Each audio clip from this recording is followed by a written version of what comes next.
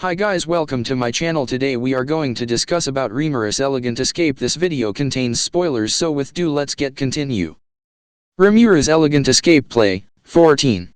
It was a tragic spectacle. I didn't think it would get like this. I feel like I have been outwitted by Seal-san. Well, I guess it's just the usual. But about the mysterious organization which got involved, Humanity Liberation Alliance. It's quite brave of them to even aim for Tempest, which is directly under my care. I might have overlooked the infiltration of a few spies in these few decades. These people, who have taken important positions in fields such the economy, technology, and even culture, are aiming for the moment when generations change to rise the movement of Humanity Liberation Alliance. They would slowly encroach like that and before long would have the state in their palms. To make such a long-term plan, it seems it was made by someone who has a broad outlook. Let's say I didn't become aware of the organization at all. I don't think it would have affected me still, since I don't have a lifespan. It would have been really bothersome to crush their plans one by one, by adjusting the course. But now that I do know of that, all I need to do is get a well-qualified person and order them to deal with it. It would also be easy to crush them. If they are looking for a fight with me, I will just have to crush them in their own game. Well, leaving that for later. Even still. That Magnus, it felt like he had strength left to spare even when dealing with a semi-demon lord class. Isn't that a bit abnormal? Semi-demon lord class, to simplify it, they are as strong as archdemons. Although, for what it matters, having seen the fight myself, it felt like the opponent was lesser than a just-born archdemon in terms of strength, but their strength was very much similar. That's probably because Poison Tiger is reigning over this island's ecosystem from the summit and has probably never had to fight seriously. On top of that, he's probably not used to fighting against someone on the same level as him. But either way, the threat he posed was real. There aren't many people who can go up against that alone. Among the humans, it's probably a handful of the high-ranking Holy Knights. If Magnus is of the same level as a high-ranking Holy Knight, he is too strong for a student. No, if he's a spy, there's a chance he has been lying about his age as well. Well, either way, Magnus surely possesses unshakable strength which you can't acquire with just weapon ability. The way I am now with powers of a human, can I win against him? Of course I can. It would be a piece of cake if I just had to win. I only have the abilities of a human at the moment and my energy is low, but my level is the same as before. It wouldn't matter if the opponent is a archdemon or a lesser demon lord. I would just dodge all their attacks with prediction analysis and teleportation and end them with imaginary blow, ignoring any kind of attribute and defense. However, if I were to do that, they would know my location. But if I don't teleport and use as low energy as possible to stop, no, let's not. I even escaped to enjoy the ordinary life. There's no need to expose my identity intentionally and show off my omnipotent powers. That's right, it doesn't have to be me who defeats Magnus. There's Julius and Karma and their friends as well. I should give them the chance for revenge as well. However, as they are now, they won't be able to beat Magnus. On the contrary, even Julius Envoy-clad or Ingratia's battle-type instructor won't stand a chance. As I thought, this is my time, the Rimuru-sensei's time. I thought that with a grin and gazed at the exhausted students as they slept. First, I prepared for the meal. One can't fight with an empty stomach. Meals are important to revive one's willpower as well. As such, I started my work while everyone was still asleep. I have an abundance of praise today. That's because monsters are lying everywhere around these areas due to the battle last night. And among them, I chose the ones which were really lively and appropriate for eating and lined them up. Appraisal analysis is extremely useful in these situations. And then, I processed a large amount of it which can satisfy all the students and started cooking and preparing them in a large cauldron.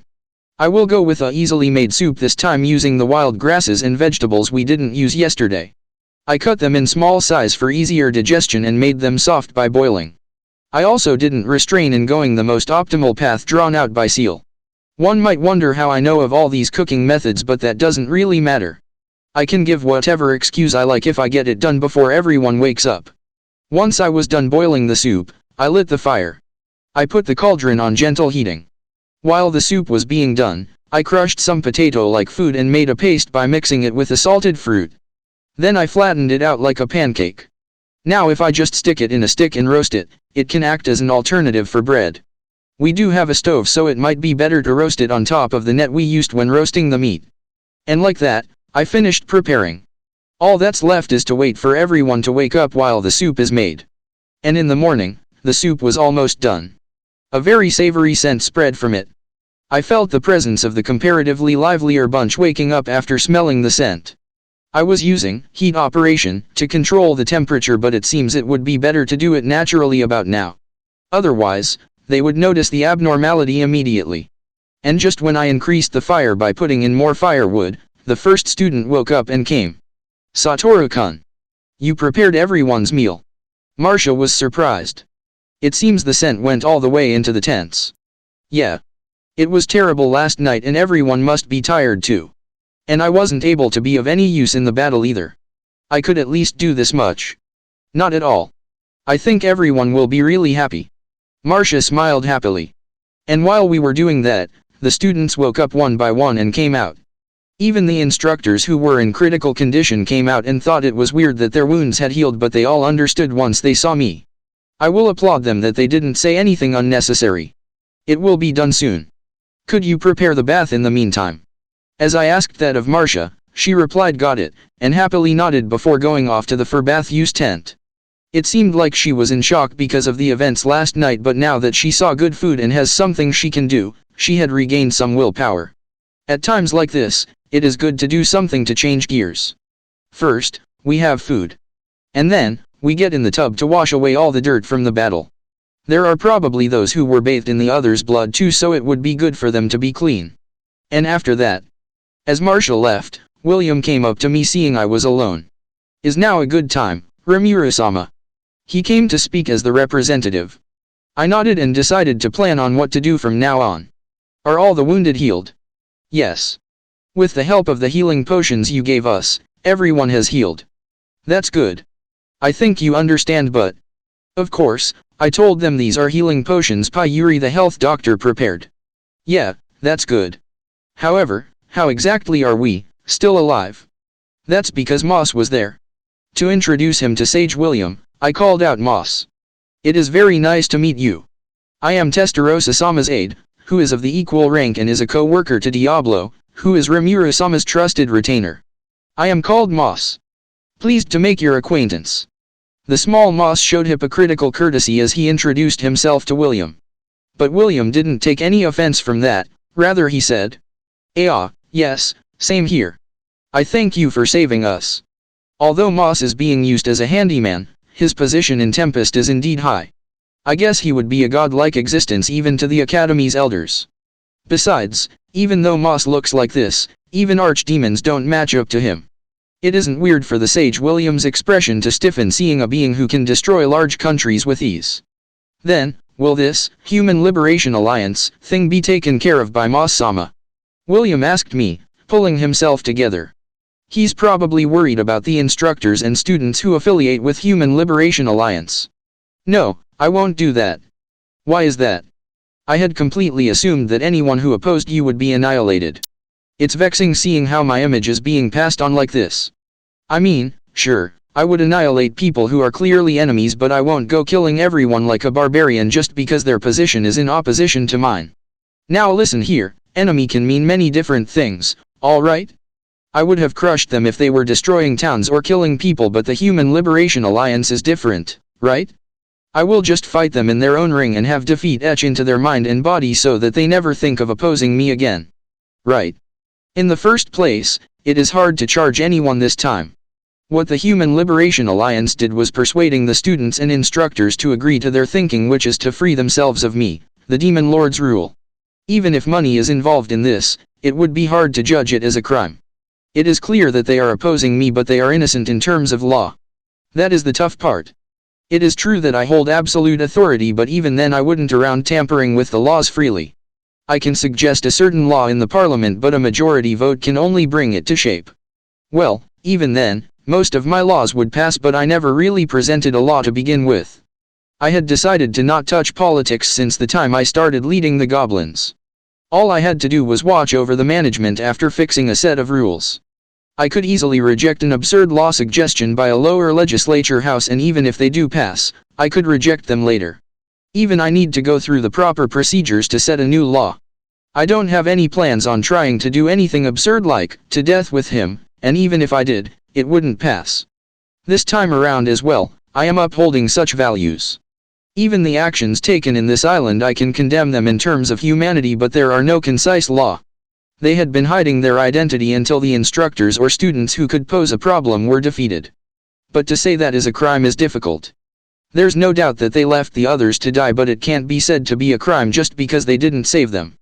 They probably plan on leaving the students or teachers who won't cooperate in the island and have the monsters deal with them, but that can't be charged as a crime as of yet. After all, they can't be charged unless they directly had a hand in it. They haven't committed any clear crimes at present, and the actions which they are assumed to take when leaving the island are just assumptions.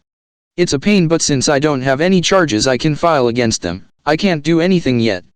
If so, what do you plan on doing? It's simple, William-kun. The students who are angry at Magnus for the betrayal will try to take revenge. That too by a legal and formal way, by a duel. Don't tell me, Julius and Karma? However, with the skill difference between them, there shouldn't be a problem. We still have 3 days. Once they are done eating, I plan on going full Spartan coaching on them. Oh, I don't know what to say. I will have you cooperate as well. And then we will win and return triumphantly. They probably plan on leaving anyone who don't align with their ideals in this island. However, if we are able to escape this island with everyone alive, we will win. Right. That is true. That's exactly right. It seems the sage William also got my intentions and was gushing with motivation.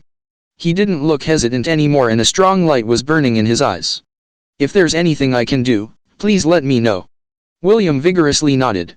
The students who had lost all hope also regained their liveliness after having the freshly baked bread-like food and the soup. Delicious food is the best medicine. After all, it's a special recipe made by Seal-sensei which even I get to eat rarely. As I made it with auto mode, it would be impossible to recreate it by myself. If I want to eat it again, I will have to ask Seal. And since they had such a gods, Seal, cooking, of course the students' reaction was this. So delicious. Seriously, what is this? Well, the stew last night was amazing too, but this is even better. Satoru-kun, you were a cooking genius, huh? I would very much like you to be my bride. High praises here and there. Although there were some idiots asking me to be their brides, I guess it just shows that they are lively enough to say that.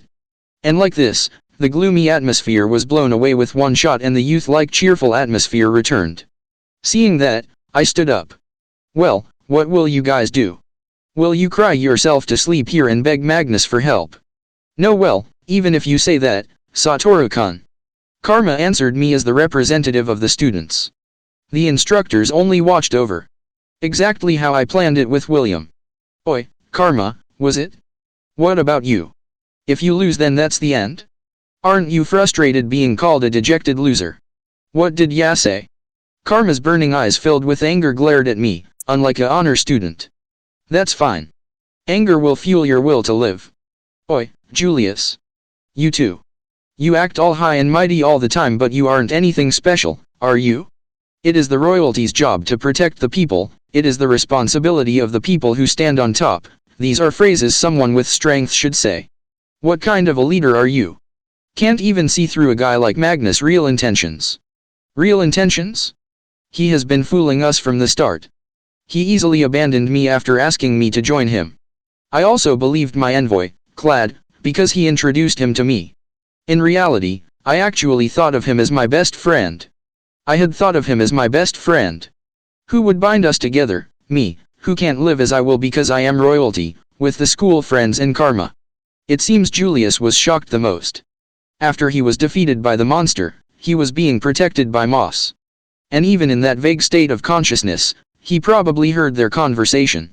And then, after being healed, he got to know of Magnus' true strength and realized that they had been abandoned. Above all, it was all clear when his envoy Clad didn't move. If they didn't cooperate, then their half-hearted strength would only be a hindrance. Julius was probably thought as the epitome of that, in a target to be disposed of right away. Then, why didn't you speak freely with him? What? Shouldn't you have spoken freely with your hearts out with Magnus before something like this happened? That is. Did your title of royalty hinder you? But you know, that's just an excuse. Coo. Julius frowned but couldn't talk back. It seems he is looking back at his actions without trying to talk back imprudently. Well, what will you do? What do you mean? Will you cry yourself to sleep like karma here? But Magnus is way stronger than. Oh what, you will give up just cause you can't win? You know, if there's one thing that bastard Masayuki didn't do, it's giving up. That bastard Masayuki. Ah, this is bad. I ended up calling him as I normally do. Ah, no, I meant the hero Masayuki-sama, yes. What I want to say is, basically, you need the spirit to at least be able to call that hero-sama a bastard. The group of instructors were watching over me with warm eyes as I tried to gloss it over. When I glanced at them, thinking I would reduce their salary, they hurriedly looked away. And among all that. That's right, it's exactly as Satoru-kun says. You people, it's unforgivable to stay defeated like this when you are the proud students of the academy. It seems the battle instructors are also going to train, so you people should also work hard. Even if you get wounded, I will patch you up properly. The founder of the academy, the great demon Lord Rimuru-sama, is also probably watching over us from our country, so show him your pride and dignity as the students of the academy. The health doctor Payuri came following up. Her fluttering gray waver reflected the sunlight, making her look truly as the goddess of victory. It seems the simple male students were motivated with just that. That's right. The hero Masayuki's divine protection will surely protect us as well. I don't think there's even a tiny bit of such protection, but I guess I will nod to William's words as well. What will you do, Julius? Won't you stand in front of everyone and lead us? Decide already. In response to my words, Julius discarded all hesitation and looked me in the eye and said, I will do it. I won't be able to settle down either if I don't say a thing or two to Magnus. The next time, whether it's some monster or Magnus, I will win. It seems Julius is also motivated. Just as I had predicted. Alright. Let's all work hard and show them what we're made of. If we win, I will consider treating you all. I declared with a complacent smile. And immediately afterwards. Yuwuah. I will do it. Leave it to us, Satoru-chan. Kya Satoru-kun. This Oni-san will protect you, alright. Would we perhaps have any right to that reward as well? Such excited cheering shook up the place. The frenzy was so much that I had to put myself on guard for a moment there. It seemed like the plump instructor said something about the reward there as well, but I will pretend I didn't hear it as the other instructors took him away. Either way, I succeeded in lighting a fire in them. And like this, the special training for the day of counterattack began. Thank you for watching. Please do like, share and subscribe.